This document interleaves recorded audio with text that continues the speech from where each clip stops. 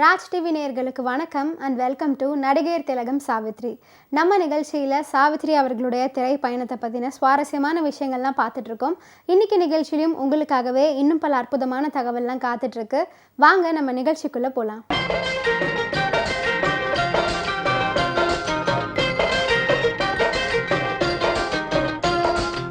மகா நடிகை சாவித்ரி அவர்களின் வெற்றி திரைப்படங்களின் வரிசையில் 1962ஆம் ஆண்டு வெளியான அற்புதமான திரைப்படம் தான் படித்தால் மட்டும் போதுமா அப்படிங்கிற திரைப்படம்.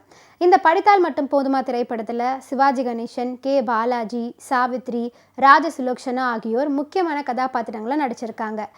பீம் சிங் இந்த திரைப்படத்தை இயக்கியிருக்காரு. அவருடைய இயக்கத்தில் கண்ணதாசன், மாயவநாதன் ஆகியோர் இந்த திரைப்படத்திற்கு பாடல்களை எழுதியிருக்காங்க. விஸ்வநாதன் ராமமூர்த்தி இசையமைச்சிருக்காங்க. இந்த திரைப்படம் சிவாஜி கணேசன் அவர்களுக்கு ஒரு வெற்றி திரைப்படமாக அமைந்தது.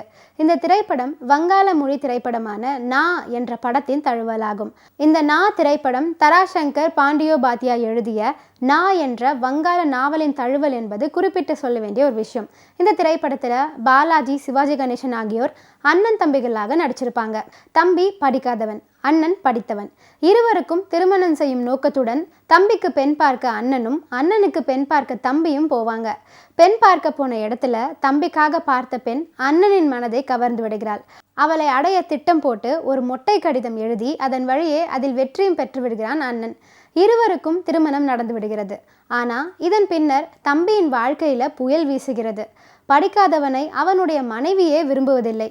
ஒரு கட்டத்தில் தம்பிக்கு அண்ணனின் சூழ்ச்சி தெரிந்து விடுகிறது. சாவித்ரியும் ராஜசுலோக்ஷனாவும் மனைவிகளாகவும் நடிச்சிருப்பாங்க. அதன் பின்னர் இவர்கள் வாழ்க்கையில் என்னென்ன நடக்குது அப்படிங்கிறது தான் படத்துடைய சுவாரஸ்யமான கதை. ஒரே நேரத்தில் எம்ஜிஆர் படங்களுக்கும் சிவாஜி படங்களுக்கும் வசனம் எழுதிய ஒரே வசனகர்த்தா ஆரூர் தாஸ் அவர்களாக தான் இருக்கும். 1962ஆம் ஆண்டு ஒரே நாளில் வசனம் எழுதிய எம்ஜிஆரின் தாயை காத்த தனியன் படமும் சிவாஜியின் படித்தால் மட்டும் போதுமா திரைப்படமும் ரிலீஸ் ஆனது. ஒன்று தேவர் படமும் இன்னொன்று ரெங்கநாதன் பிக்சர்ஸ் படமாக இருந்தாலுமே முறையே ஒன்றை எம்ஜிஆர் பிக்சர்ஸும் இன்னொன்றை சிவாஜி ஃபிலிம்ஸ் சென்னை நகரில் வெளியிட்டாங்க. இரண்டுமே சூப்பர் டூப்பர் வெற்றி அடைந்தது. 100 நாட்களையும் தாண்டி ஓடியது. மவுண்ட் ரோடு ஏரியாவில் பெலாசோவில் தாயை காத்த தனியனும், மிட்லாண்ட் தியேட்டரில் படித்தால் மட்டும் போதுமாவும் ரசிகர்கள் கூட்டத்துடன் ஓடிக்கொண்டிருந்துச்சு. அன்னைக்கு காலையில் எம்ஜிஆர் அடுத்த படத்துக்காக வசனம் எழுத ஆரூர் தாஸை அழைச்சாரு. போன படம் வெற்றி அடைஞ்சதுக்கு உனக்கு எந்த பரிசுமே நான் கொடுக்கல, இப்போ தாயை காத்த தனியன் பெரிய வெற்றி அடைஞ்சிருக்கு, உனக்கு என்ன வேணும் அப்படின்னு எம்ஜிஆர் அவர்கள் கேட்டாராம். அதெல்லாம் ஒன்றும் வேண்டாம்னு, உங்கள் அன்பு இருந்தால் போதும் அப்படின்னு ஆரூர் தாஸ் சொன்னாராம். அப்படியா, அப்போ நானே ஏதாவது பார்த்து பண்ணுறேன் அப்படின்னு எம்ஜிஆர் அவர்கள் சொல்லியிருக்காரு. அன்று பிற்பகல் சிவாஜி பட ஷூட்டிங் போன போது அவரும் அவரை அழைத்து, ஆரூரா, இதற்கு முந்தி நீ எழுதின பாசமலர் பெரிய வெற்றி அடைஞ்சிருக்கு, அதுக்கு நான் பரிசே எதுவும் கொடுக்கல, இப்போ நீ எழுதின படித்தால் மட்டும் போதுமாவும் நல்லா ஓடிக்கிட்டு இருக்கு, உனக்கு என்ன பரிசு வேணும் சொல்லு அப்படின்னு கேட்டாராம். இதை கேட்டதும் ஆரூர் தாஸ் ஆடி போயிட்டாராம். அது எப்படி அவர்கள் இருவரது மனதிலும் ஒரே மாதிரியான எண்ணம் ஓடுதுன்னு ஆச்சரியப்பட்டாராம். எம்ஜிஆருக்கு சொன்ன அதே பதிலையே இவருக்கும் சொல்லியிருக்காரு. அன்பு தான் நிறையா இருக்கே, வேற என்ன வேணும் அப்படின்னு கேட்டாராம். அதுக்கு அவர் எதுவுமே சொல்லலையாம். 2 நாள் கழிச்சு எம்ஜிஆர் பிக்சர்ஸ் அலுவலகத்திலிருந்து ஒரு ஃபோன் வந்திருக்கு. அவர் வர சொல்லியிருக்காங்க. அங்கே போய் பார்த்தா ஒரு பெரிய வெள்ளி தட்டில் 4 மூலையிலையும் சிறிய தங்க தகடுகள் பொருந்தி இருந்த தட்டின் நடுவில் எம்ஜிஆர் பிக்சர்ஸ் தாயை காத்த தனியன் வெற்றிக்கு ஆரூர் தாஸ் அவர்களுக்கு அன்பளிப்பு அப்படின்னு பொறிக்கப்பட்ட அந்த தட்டை எம்ஜிஆர் வழங்கினாராம். மறுநாள் பிற்பகல் சிவாஜி ஃபிலிம்ஸ்லேருந்து அழைப்பு வந்துச்சு.